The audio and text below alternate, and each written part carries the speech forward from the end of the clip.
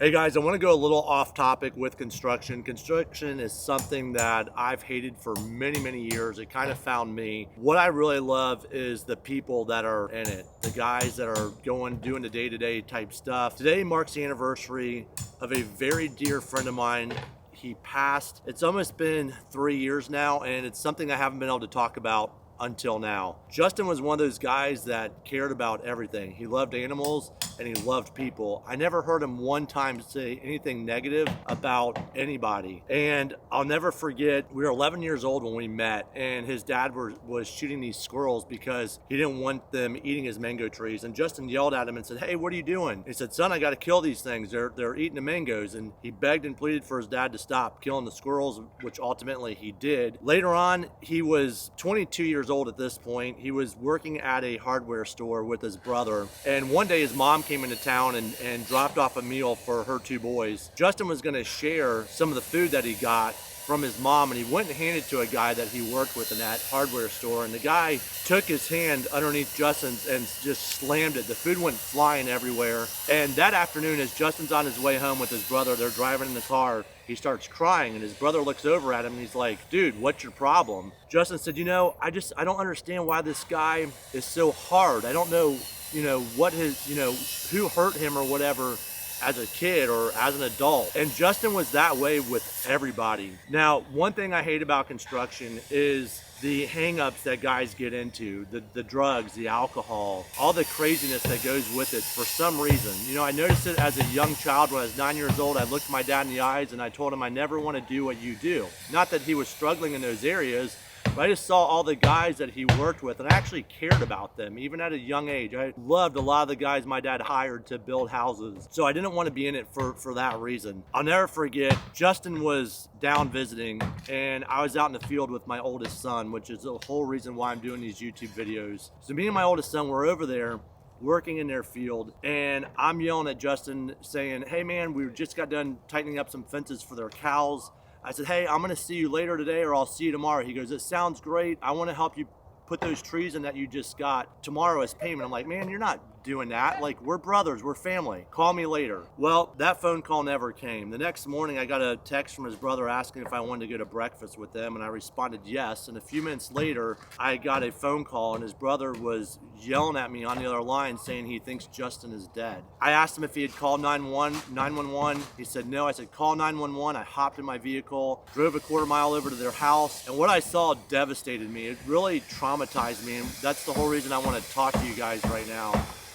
There's a couple of things that have traumatized me recently, and that was one of them. When I walked in that room and saw him dead on the floor with this gray, blackish look all over his face, I literally turned around and screamed. And I don't know what I screamed, but I got the neighbor's attention across the way, and he came running out saying, Rob, what's going on?" And I told him, and he couldn't believe it himself. Later, the ambulance left really quick, obviously. Police were all over the place. They came up to me and said, "Sir, can we ask you, did you go in the room?" And I said, "Yes, I did." They said, "Can you tell me what you saw?" And I'm like, "I didn't see anything." They said, "Will you come in with us?" I went in and they asked if I saw a flashlight under the bed. And I said, "No, I didn't see that." They asked me something else. I was in a fog. I said, "No, I didn't see that." And they said, "Okay." I walked back out. Later on, we would get the autopsy back and find out that fentanyl was in his system. And I didn't even know what fentanyl was at that point. Later looked it up. It's all the hype coming from China and different places. And I couldn't believe it. I mean, I struggled with it so hard for a whole week. I could not do anything. I've never done a drug in my life. I've never done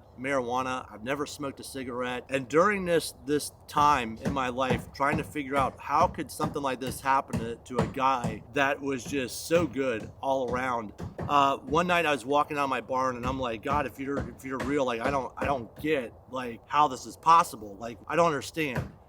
As I'm thinking that, kind of maybe saying it out loud, but mainly thinking it, I see the biggest star I've ever seen in my life come just falling out of the sky, like this big ball of fire. And where it hit, I was expecting to feel it, or I was expecting the woods to catch on fire. Neither of the two happened. And the second I'm literally turned around, stopped, looking out into these woods going, "Okay, when is this thing gonna catch on fire? When am I gonna feel the impact?" And immediately I felt or heard just like it's not your responsibility to wonder what you just saw, what just happened, it's neither is it for you to wonder what happened to Justin in the end. From that point on, I stopped questioning it and just took it for what it is. I hope I believe he's in a better place. He was the kindest person. You know, that night someone said something to him that hurt him deeply. And, you know, you guys got to be careful what you say to people, obviously. And I just want to tell you guys, look, if you're struggling with an addiction, people love you.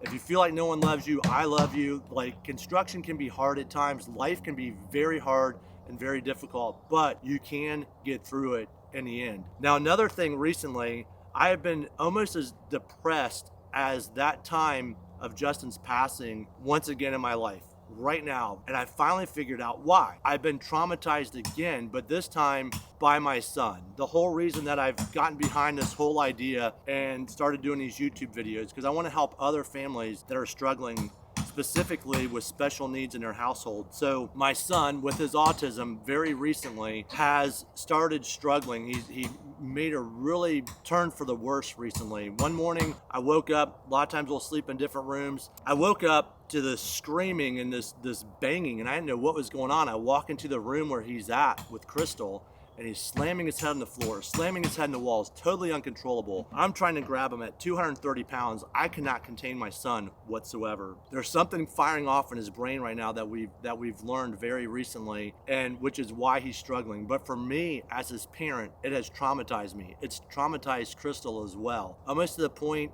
that it's bringing on this dark depression, just like I had experienced with Justin. We're gonna get through this. I know a lot of other families are struggling as well with similar situations. Like, no one asked for autism. You know, I've never done a drug. Crystal's never done a drug. I've been told, oh, you married your cousin. I hate to tell you, she's not my cousin. You have all this negative talk. Everybody's saying, you know, you didn't learn the first time not to have more children. Thankfully, I haven't been there for those conversations, because unlike Justin, I don't walk away from conversations like that. I take it very personal, and I'm gonna prove a point to somebody in the event I hear a comment like that, whether it's to my family or to another family that's out in public struggling and someone makes a comment to them. So guys, I just want to tell you, whatever you're struggling with, you can get help. Please seek help. Talk to a friend, talk to a family member. Get yourself out of a dark position by doing something positive. If it's going out and cleaning up a vehicle, or going out and doing some yard work, or walking across the street to your neighbor and helping them out with a project that needs to be done, whatever it is, you just have to start thinking with a positive mindset. I hope everyone is having a great day. I hope someone can learn something from this. I don't know why I feel like sharing all this right now, other than the fact that I know other people are struggling, and it's real, and life is real, and we need to be there for each other. Hope you guys enjoy this video. Please hit that thumbs up button. For any of you guys that haven't subscribed, you know, hit that subscribe button if you would like to. If you want to leave a comment about something, please do so. I'll respond to you. Until next time, see ya.